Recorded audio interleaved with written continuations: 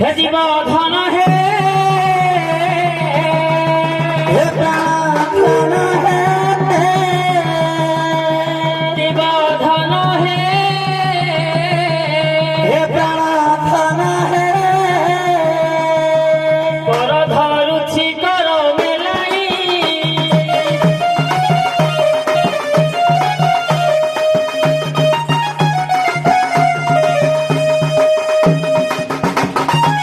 काकर हेला बात काकर सुतर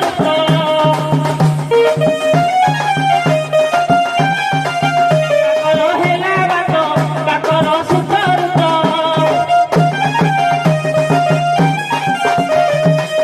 काकर कर से बोलेई जीवन है प्राण है घर धरुछि कर मेलाई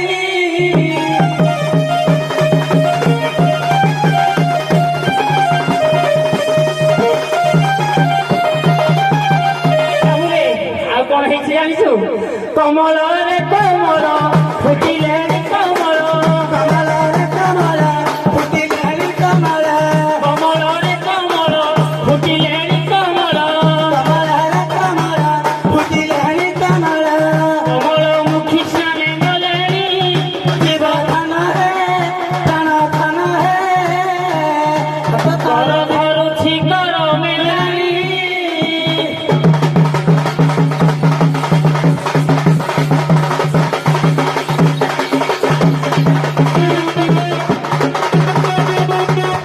ଯୁଧିଷ୍ଠିର ସ୍ଥୁଜାତ କନ୍ୟା ନକୁଳେ ନ ବିବାହିତା ପୂଜିତା ସହଦେବନ ଛା କନ୍ୟା ବରଧର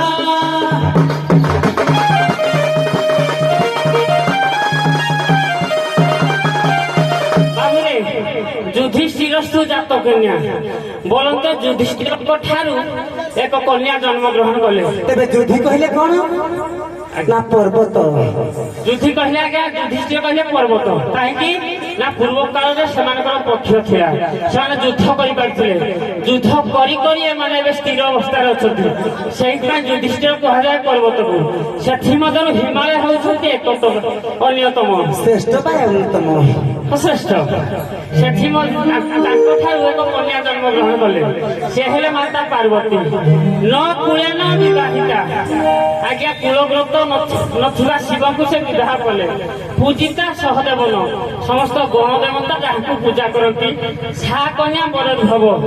ସେହି ମା ଆଦ୍ୟା ଶକ୍ତି ମା ଦଶଭୁଜା ମା ଦୁର୍ଗା ଏହି ସ୍ଥାନରେ ଉପସ୍ଥିତ ହୋଇ